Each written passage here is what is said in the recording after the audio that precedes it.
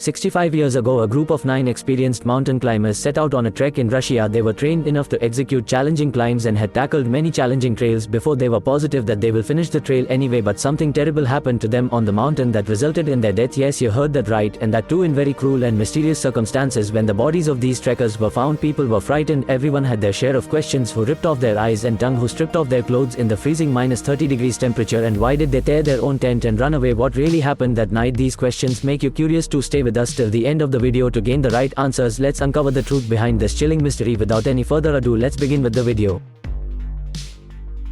Let's dive into the riveting saga of Igor Alexovich Dyatlov and his gang of sprightly adventurers.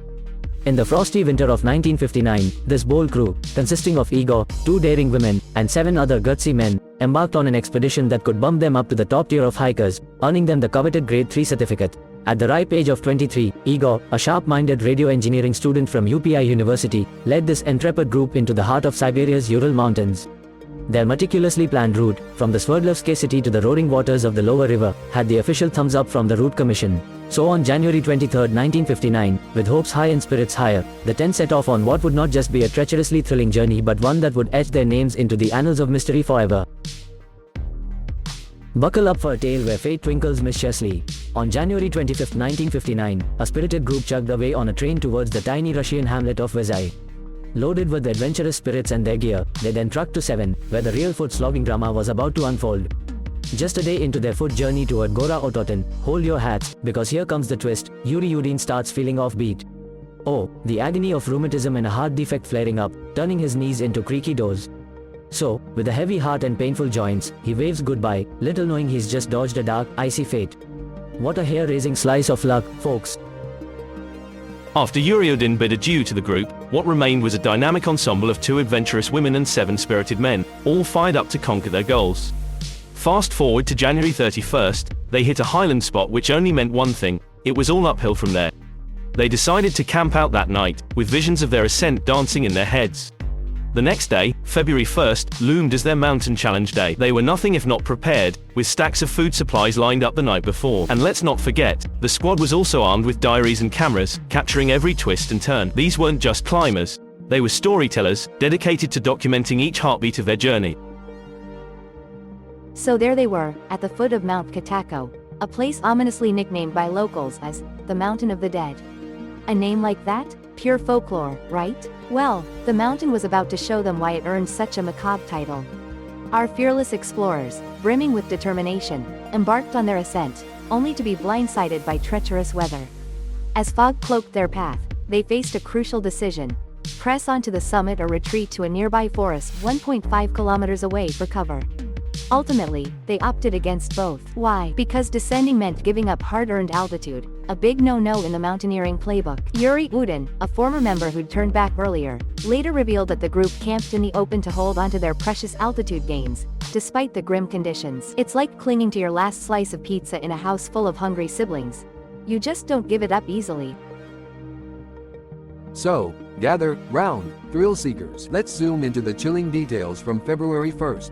A pivotal day frozen in time in the Dyatlov Pass diaries. Our intrepid adventurers decided to make camp on the ominously named Mountain of the Dead. Up until that point, their diaries were basically event logs with snow boots on. Big news, though.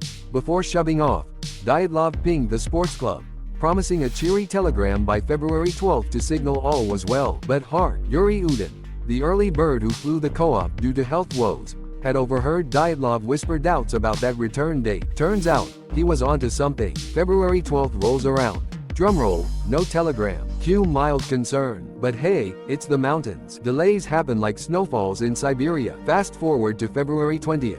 Cue serious worry mode. Families are now pacing, demanding a search party. Little did they know, the silence from the snowy depths was more ominous than anyone could have foreseen. Ta-da! The stage is set for a mystery colder than a Russian winter. Imagine this, it's the chilling night of February 26, 1959. A group of eager volunteers stumbles upon a mysterious scene, a tent, shockingly, slashed open from the inside. Mike Sharoff, one of the volunteers, recalls that it appeared as if the hikers had made a frantic escape. And get this, the tent wasn't just ripped to shreds, it was also lightly dusted with snow and everything inside was left untouched, perfectly in place. Now, why would anyone leave their cozy shelter like that unless something absolutely terrifying forced them out? Hold on to your hats. Nearby, a trail of footprints, some barefoot, added to the mystique. What in the snowy world spooked them out of their wits? Ah, the plot thickens. Imagine this, only socks or completely barefoot, none of those footprints were from what you'd expect on a tricky trek. It seems whatever spooked these folks caught them off guard so fast, they left behind even their shoes. We're talking sudden. These ghostly tracks stuck around for just 500 meters before a blanket of snow sneakily covered them up. Moving forward, the search team found a curious scene, a burned out fire and, get this, Konashenko and Doroshenko, two from the group, in their birthday suits amidst the frosty wilderness. Further investigation revealed the unfortunate trio of Dyatlov, Karva, and Slobodan appearing as if they were on a chilly march back to the tent. It's like a frosty, mysterious thriller up there. Alright, so picture this chilling scenario. We've got a group of intrepid hikers who ventured a little too close to the unknown. Their bodies were unearthed at distances of 300, 480, and a whopping 630 meters away from a cedar tree, the eerie landmark where the first unfortunate souls were found. And hold on to your hats. It took a relentless search team 2 whole months to unearth 4 more frostbitten adventurers, a mere 75 meters from our spooky cedar. Now, get this. Tucked under a snow blanket at the bottom of a ravine, these 4 were not just chilling but chillingly injured. We're talking about severe, whoa Nelly, injuries here. 2 with smashed ribs, another with a fractured skull. And for the horror film touch? 1 hiker was missing their eyeballs and another's tongue was gruesomely ripped out. Meanwhile, the first 5 were frostbitten to their doom, with doctors citing cold-hearted hypothermia as the cause. Hypothermia, my friends, is like nature's freezer. It's when your body just can't keep the heat and literally chills out, permanently. So there you have it, a mysterious, bone-chilling tale of survival turning fatal under the harshest whims of Mother Nature. Brr, gives you the shivers, doesn't it? Imagine this, high up in the frigid wilderness, a group of hikers scramble up a cedar tree, desperately clawing their way up to 5 meters high. What on earth were they running from? It seems they were trying to escape some mysterious terror, but alas, it wasn't to be. These poor souls weren't just having a rough day hiking, whatever they encountered didn't just go bump in the night, it went haywire, big time. The scene was eerie, no trace of other humans, yet the injuries on these hikers? Out of this world brutal. One poor guy lost his eyeballs, and another's tongue was gruesomely ripped out. Seriously, what kind of wild party was this? And hang on, it gets weirder. There were radioactive particles on their clothes. Could it have been a secret nuclear test gone absolutely sideways? Despite the wild theories floating around, this spine-chilling mystery remains just as puzzling today. Oh, did I mention? On July 11, 2020, Andrei Kurakov,